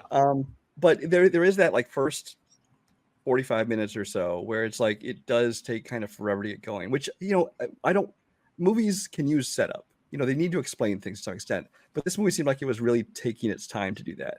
And once it got going with, you know, the mother being possessed and everything, I thought that actually all that stuff was really well done. It just, that first half dragged it down a little bit for me to where it was going to make actually an honorable mention. If I had more than 2 honorable mentions, I probably would have put this one on there. So what is your next one? My next honorable mention for favorite horror movie of the decade is one you talked about earlier, and that's Scream 5. It's only an honorable mention for me, but I did enjoy it quite a bit. I do think it stumbles in the reveal of the killers, but again, I think that most of the movies have done that. I think that after like outside of the first one and the fourth, after the first one, even the second one, which I like, you know, Timothy Olyphant and stuff, but I still feel like from 2 on, they were just like putting the names in a hat and saying, okay, these are the killers for this movie. I will defend the fourth one's killers the whole way through, because I think the fourth one with the niece and her movie friend, I think that one was perfect for the landscape of what we had. Scream 4, I think was the only one outside of the first one that did the killers right. But I think as far as kind of reinvigorating, restarting the franchise, kind of, I think Melissa Barrera and Jenna Ortega both did great jobs. I honestly could have done without them even bringing back, you know, Nev Campbell and Courtney Cox and David Arquette, but they did, and they were fine. But I really kind of didn't really need to have them as so much in the story, but they were fine in this movie. But Jenna and Melissa, I thought, did great. I liked most of the rest of the kind of young cast they brought in, the exception being Mikey Madison. Not a big fan of her, especially once she goes over the top, because I will agree, she goes kind of haywire at the end. And everything you said, actually, in your earlier thing about her thing being unbelievable and stuff like that, I totally agree with those things. David Arquette's that scene being kind of disappointing. I agree with those things, but I still enjoy this movie quite a bit. And while it didn't make my top 5 favorites of the decade, I did want to give it an honorable mention because I don't think there have been a lot of great horror movies. Some people disagree with me with those, are mostly the people like the elevated horror, because there's a lot of that out there. But there haven't been a lot of great horror movies for the decade so far. But there have been a lot that I enjoyed and entertained me, and this was one of them. So honorable mention from me. My last honorable mention, if you have Scream 5, I'm assuming this one is going to be in your top 5, and that was Scream 6. Yes. So is that further up, or is that like your 5? It's a little bit further up. Okay, we'll talk about Scream 6 when we get to you. All right. So then I will go with my number 5 then, just to give you a little break. My number 5 is one that I think thought it was just fine. But I for some reason, this one just worked for me so well. I don't know why it did, but maybe I was just in the right fucking mood. But I have just such fond, I say fond, it's only been out a year. But I just, this worked on all cylinders for me, and that was The Boogeyman. Marketing for this was great. You had that fucking little moon ball, kind of thing with a little girl, and that thing I thought was like, this thing's gonna sell like crazy, which I mean, I see them everywhere, like Amazon, all over the place. I was like, I almost bought one for Kimberly, and I was like, no, I was like, last thing she needs to start rolling that shit around in the dark. It's crap. But I thought the 2 young leads. Granted, I knew them from other things, so I kind of had prerequisite, like I know them, like Sophie Thatcher, people know from Yellow Jackets, and she was in Book of Boba Fett also, but I think this was before Book of Boba Fett. Also, Vivian Lara Blair, she was young Princess Leia in Obi-Wan, so I knew who they were before going into this. But I thought they were great as this little sister, older sister combo. Chris Messina, who plays their dad, I think played it in a way that he did not play the typecast dad where it's like, hey, there's something scary going on. You kids are bullshit. I don't believe you. No, it was like, no, like it's like at first, because I think his daughter, like they were all smoking pot, and so she freaked out. He's like, are you high right now? But it wasn't like he just straight up like, I don't believe you. He was like, are you high? And then like when they said it again, he's like, okay, I believe you guys. Like he just embraced what they said. It wasn't like that typical parent of like, you guys are just, bullshit. I love that he was like that kind of character. Also, David Dastmalchian, we thought he was going to have a bigger part in the movie, but he was effective in the part he had. I thought the actual Boogeyman was scary and effective, way better than Smile. And I thought just the overall aesthetics of this movie worked really, really well. And I thought it was a nice, clean cut horror film that has a creepy boogeyman, literally, and the cast around it worked incredibly well for me. It worked on all cylinders for me. My number 5, I don't need to talk about much now. It's Last Voyage of the Demeanor. Like I said, I have a little bit of overlap in there. Because not only do I think it was underrated, but for me, it just made the end of my top 5 list for the year. Again, because it's something different, something unique. It was something that had style to it, and I enjoy the performances. So, my number 4, you still have not watched. I think everyone that I've talked to, telling them to watch it, have still not watched this because I think you guys don't want to get over the fact that this is technically a kid's film. This is a movie, I literally watched it for the lead actress because I was like, I want to check her out.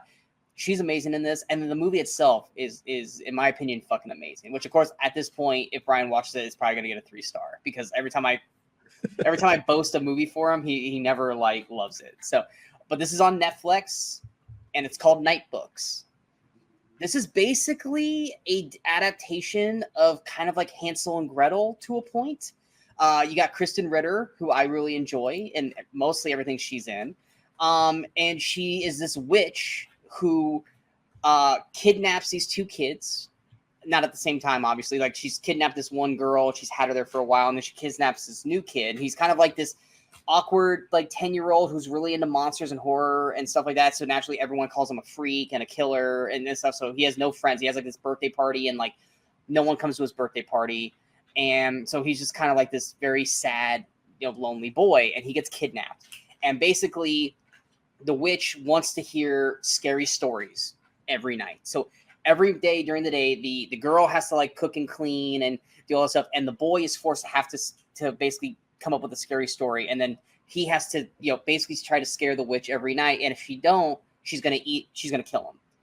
And that's kind of what the premise is. And you kind of end up finding out that this is Hansel and Gretel to a point. Aesthetically, looks great.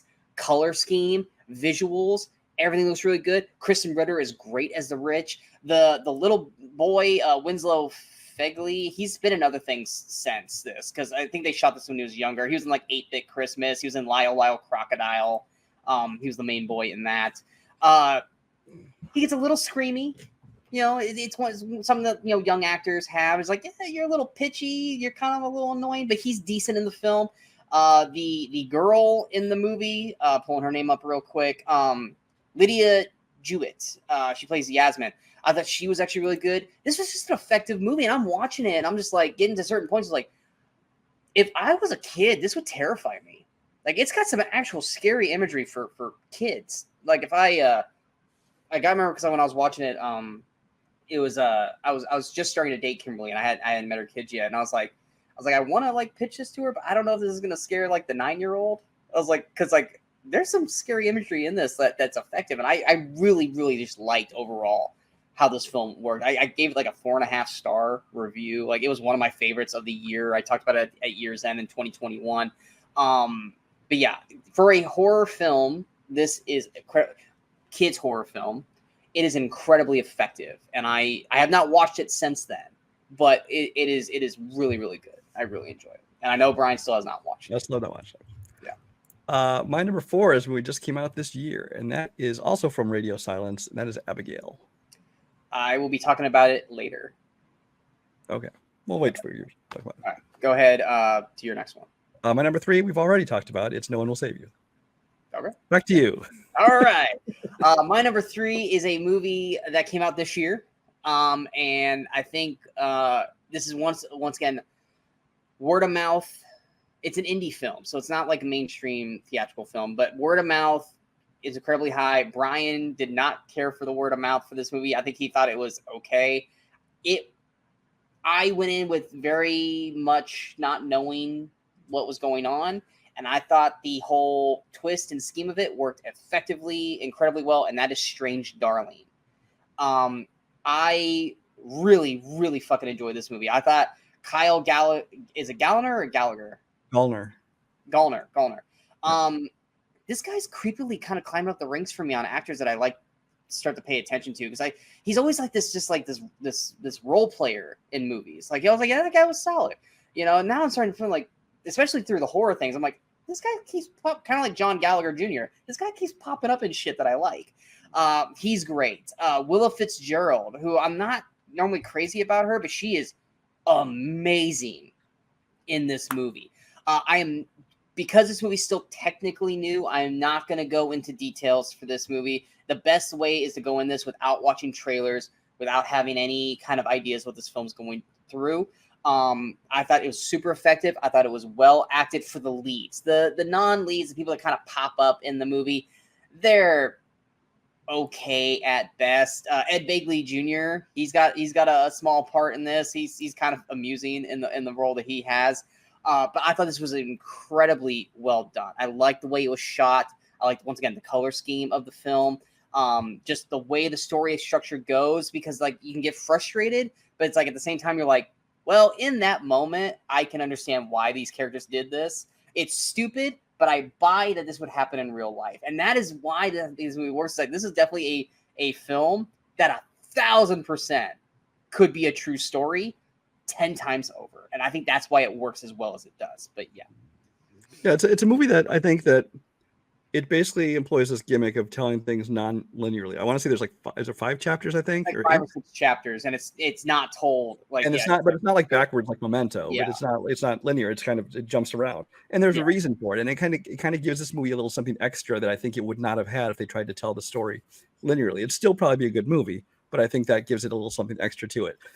I feel like some of the twists and turns are a little bit predictable early on, but it might lessen that the moments when you're supposed to find those things out a little bit, but it doesn't diminish the quality of the movie, I don't think. I still think it's a great movie. I agree that both those leads give great performances, especially Willa Fitzgerald, who I really only know from Reacher season 1, where she was on. I know from like some TV stuff. I don't even know if I've seen her in anything else besides that. Yeah, I don't think I have, honestly.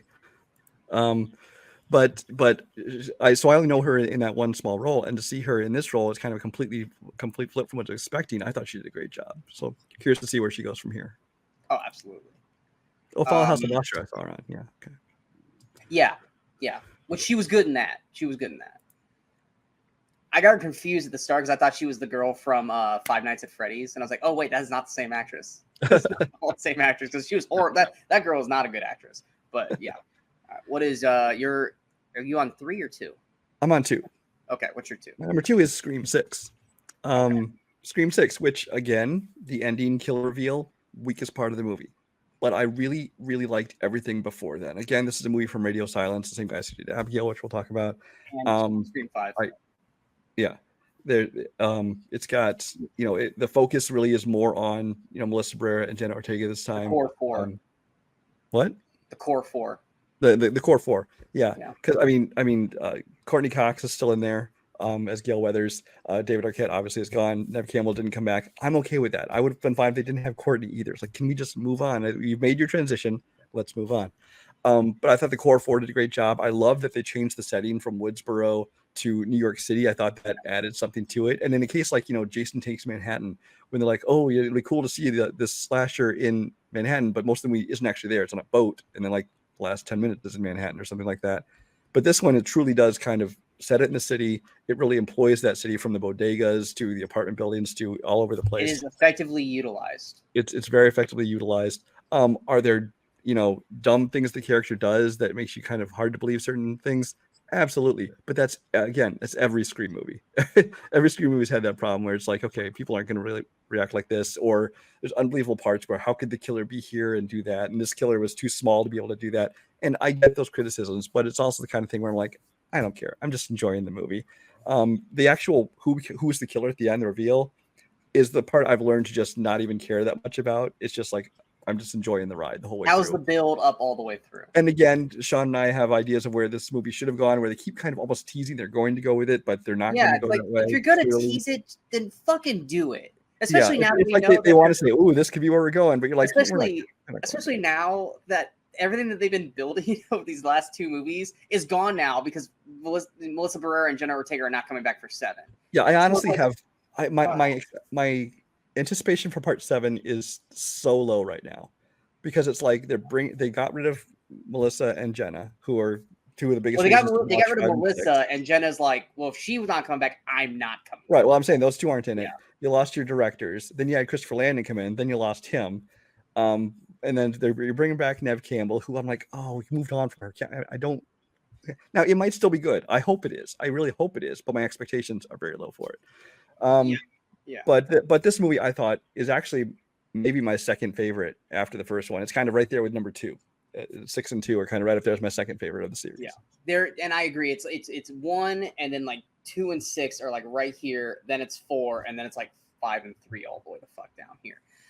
Scream 6 effectively worked for me. Oh, you forgot Hayden Panettiere came back, and while we were both like, yay, she's back, I didn't necessarily really like how they wrote her in the film, because she was just mostly just there to be like, oh, she could be the killer. It's like, no, she's not. But they kept like putting her in situations and having her character kind of do like stupid things. Like, for someone who's been through the shit, she still wouldn't be making these same mistakes. Like, she acts like she's smarter than everybody else, but yeah, she still does the same stupid shit. So that way you can believe she could be the killer, when you all will know she's fucking not going to be the killer, because that would just defeat the whole purpose of her coming back. But yeah, everyone of the core 4, Jenna Ortega, Melissa Barrera, Jasmine Savoy Brown, and Mason Gooding, I think are all great. The aesthetics, like I said, of New York work incredibly well, especially like the subway scene, when you have all the people dressed as Ghostface and you don't know which ones are going to do it. I think all that stuff worked well. I love the opening with Samara and Tony and Tony Ravolori. I thought that was great. This isn't how fuck the movies. It's just like, fuck yeah. Like, that was the best, probably one of the best openings of the entire, especially for that brief moment where like, holy shit, they're gonna give us the killer right up front this time. I was like, I loved that beginning. That beginning was so fucking great. And like I said, even some of the kills, like there's just that one kill with the girl and trying to get over the band. I'm like, no, she would have been dead. There's no way. This whole movie, people are stabbed and impaled and shot and things so many times where they'd be dead, if not bleeding out, if not unable to move, but they just, I think in my review I said something like, I'm not sure who's more invulnerable at this point, these guys, the cast of Scream, or the cast of Fast and Furious. Yeah, and the answer is Fast and the Furious still. Yeah, because Fast and Furious don't ever bleed, so they're just basically, yeah, they're Superman at that point. But Scream 6 was a huge step up from 5 in my eyes. One of the best of the series. Like I said, the killers, I think I was more okay with the killers than Brian was. I was like, oh no, I mean, it makes sense, but also at the same time, like, there's some plot holes here. There's some plot holes here for this to work, but a huge step up. It wasn't like it was a bad reveal. It was more like underwhelming. I'm like, oh, okay, fine. Because it was kind of one of those things where, like, I think we all know who it is. And then it was like, oh, and then here's the third one. And it's like, oh, you kind of didn't need that one. It was fine keeping it at like these two. And then you had what's his name? I love this guy, Josh Segarra, who you're like, oh, he's the new boyfriend. Like, he's clearly gonna be it. And then it's like he's not. So they kind of like just kicked his ass out of the group. Like, he kind of needed to be there at the end. And to him, just like be him as like this, we're gonna put him out of the way so that we think he's the killer, and then he's not. It's like, then where the fuck was he then? Nowhere. Yeah. He stayed at home. He basically listened and just sat at home, like waited for a phone call kind of thing. It's like, no, you need to write him better. But we both did, just like the 5. You and I both had better endings for this. But yeah, that was my next one is we just talked about, which was going to talk about was Abigail. Once again, Radio Silence. Same people who did the Scream movies. Great cast outside of one, which I'm not going to talk about because he passed away. So I'm not going to shit on someone who's no longer here. I thought the cast in this was great. I thought it was fun, funny, gory, effective in everything that it tried to do. I thought everything looked great. I thought the settings for everything, the young actress who plays Abigail, super Alicia Ware, super awesome. Once again, Melissa Barrera. I thought she was effective in this. Our boy Dan Stevens is great. Kevin Durard, my boy, fucking great in this movie. Yeah. So fucking great in this movie. I love this movie, and I think I've watched it like 3 times since it came out, and I enjoy this movie every fucking time. Yeah, no, this is a movie we were excited about based on the directors and the cast, and that was it. At the time we didn't know anything about the movie. At one point it was called Dracula's Daughter, so you kind of had an idea where it was going to be, and then it was called Abigail. We're like, well, wait, what is this movie now? And then we actually saw the movie and kind of figured out what it was, and even the trailers kind of revealed what it was, which Which this is one of those movies where there's like a moment in the movie where there's supposed to be this reveal of what's really going on. Up until now, you're not supposed to know it's a vampire movie. It's just supposed to be like this kidnapping movie. Now, obviously, in the modern world, you can't do that without giving that kind of thing away in marketing and things like that, which is unfortunate because it would have been a cool twist, but it doesn't make me enjoy it any less. Because like you said, the acting great across the board. Kevin Durant, like I said, for me, was kind of the MVP of this thing. He just plays big and stupid, better than almost anybody. But he also play. I mean, he's honestly a very underrated actor because I mean, even he's doing mocap and like Kingdom of the Planet of the Apes. Yeah, but years. Yeah. So, but he's always strong.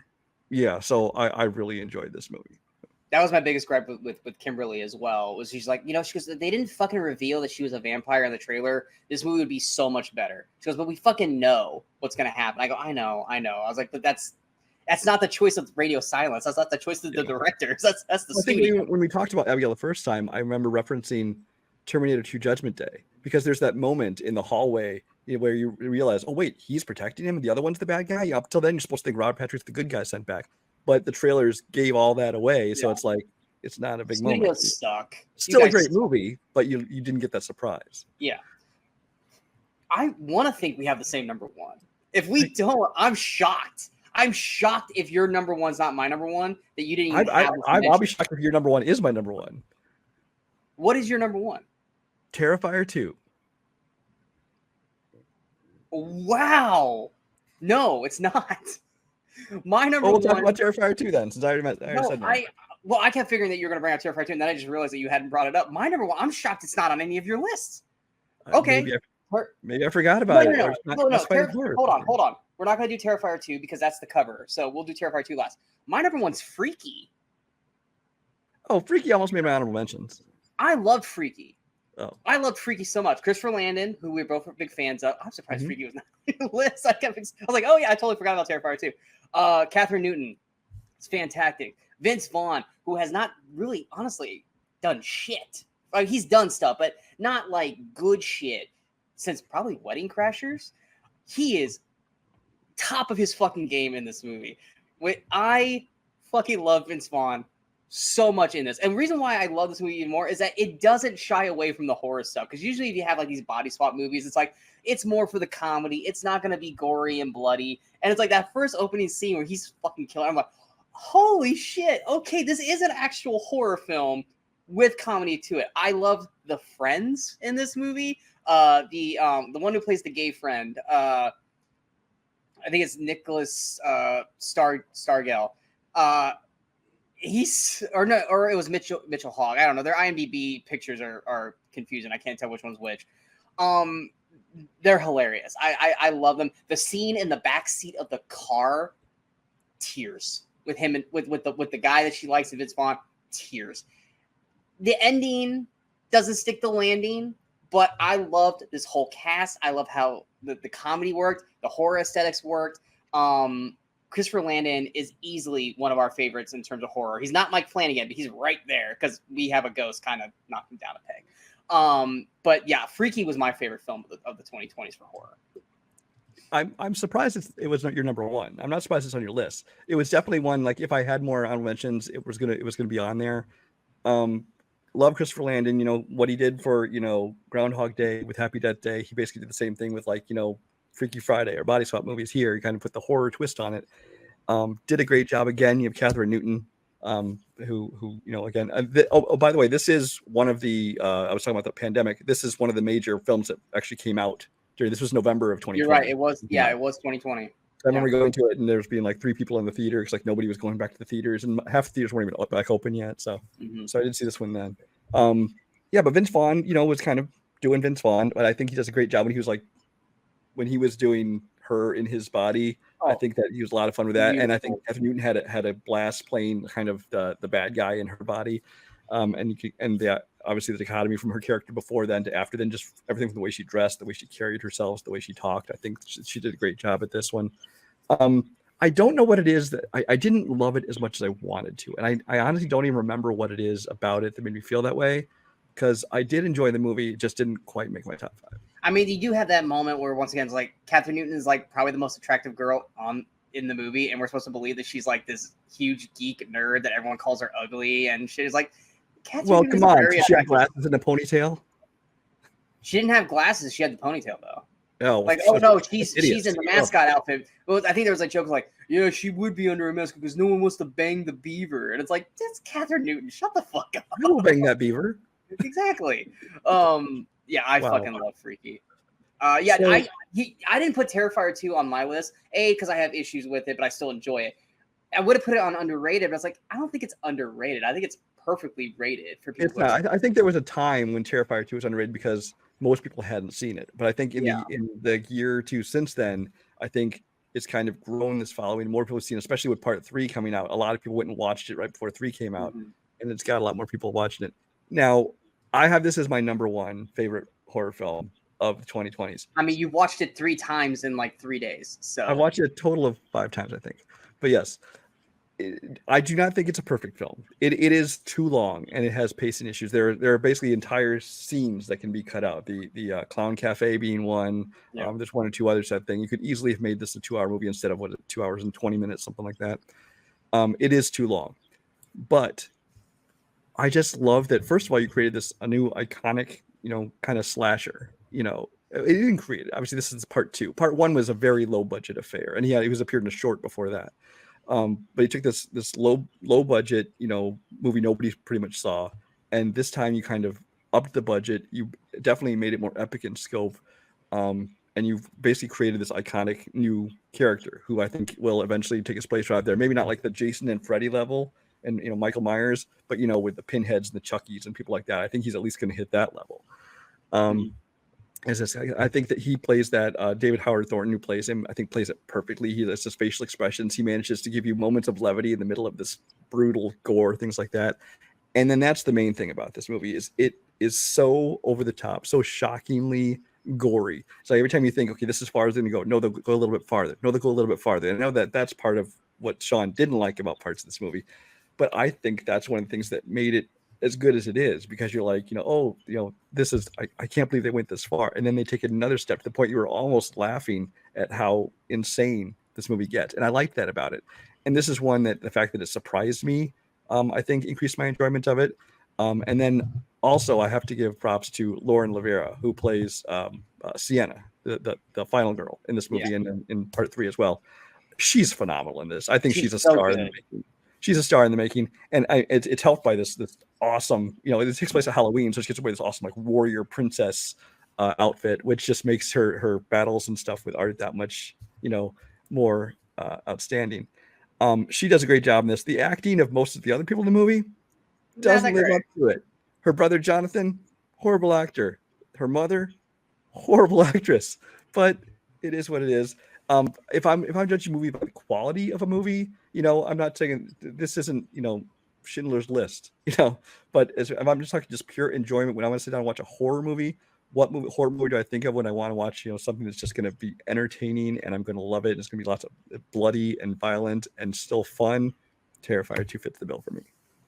Yeah, Terrifier 2, like I said, I fully expected you to talk about it. So I was like, it's going to be brought up, and I totally forgot about it by the time we got to the end. I'm like, oh my God, we would have fucking not talked about Terrifier 2. Yeah, I agree. Way too long. There's probably about a good 30-40 minutes that could have been cut from this film to make it tighter, stronger, mainly the Clown Cafe, which went way too fucking long. And then the final act drags out a little bit too. Yeah. But I actually liked the whole final act because it just I did too. It could have been tightened. Yeah. Yes, some of the kills are way over the top, but I think I'm more okay with it now because I was still kind of new to who Art was when we watched Terrifier 2. But now you watch it, you're like, this. I feel like Art's demonic power is that he keeps people alive while still killing them. Because there's somebody who's like, there's no way these people would still be alive. It's like, well, Art's a demon. Maybe that's part of his power is that he can choose how long they stay alive for before he's done. He likes to toy with them, yeah. He gets to play with his toys, and they get to stay alive, much like they probably would be in hell. They don't die until he chooses when to have them die. Which at that point kind of almost like made it like in my brain, making that part of like the lore, since the lore is so fucking all over the place in the 2 that I just like, I will someone just give me 10 minutes of exposition? Like instead of 20 minutes of the Clown Cafe, give me 10 minutes to explain what the fuck is going on in this movie. But that's built-in lore in my brain to allow for these death scenes to go as long as they do. They're iconic though, and I do think by the end of this, Art's going to be right there behind Jason, Freddy, and Michael. Yeah, he's gonna excel past Chucky. He's gonna excel past Pinhead and Leatherface and all them. Laura Rivera is fucking amazing in this movie, and she continues to stay strong in Terrifier 3. Not as highlighted as that, but she's definitely a lot stronger in that also. And like I said, David Thornton Howard? Howard Thornton. That dude is amazing as Art the Clown. But yeah, Terrifier 2 definitely worth talking about. I was like, I know Brian's gonna bring it up, so I'm not even gonna put it on my damn list. But yeah, that is our 2020s, and that is the end of the Decades of Horror. We hope you guys enjoyed this episode and the whole series. If you guys did, hit that like, share, and subscribe button to the channel so you guys stay up to date with all the latest videos pop up on the Movie Crusaders. Of course, you have to follow us on all the social media outlets you see below. Like I said, all the previous episodes are up on the channel. We hope you guys enjoy those. We're still in the planning phases if we're going to do something for holiday season for Christmas. When we do, we will let you guys know.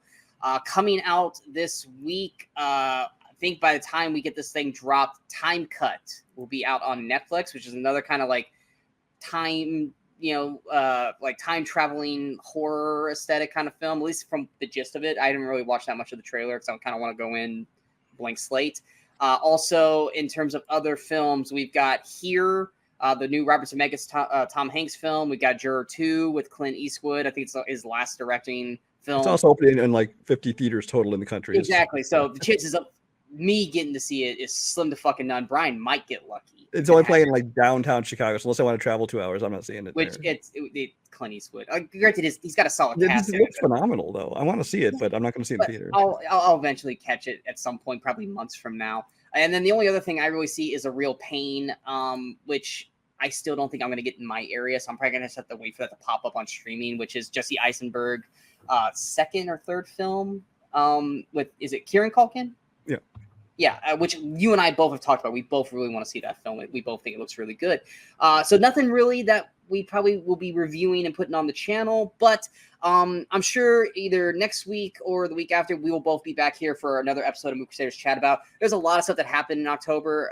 We might just go back and do like a quick wrap up on things just because we've been focused on this, that we didn't have time to really do a Movie Crusaders Chat About. So we'll probably come back through that. And then, of course, we got some big films coming up in November that we will definitely be on here talking about. So plenty of videos popping up, and we hope you guys stick around with us. And we hope you guys enjoyed this journey that we went on through the decades of horror. But until next time, we are the Movie Crusaders. I'm Sean Waskrug. That is Brian Michaels. And in case we don't see you, go watch some movies, go have some fun, and have a happy Halloween, everyone.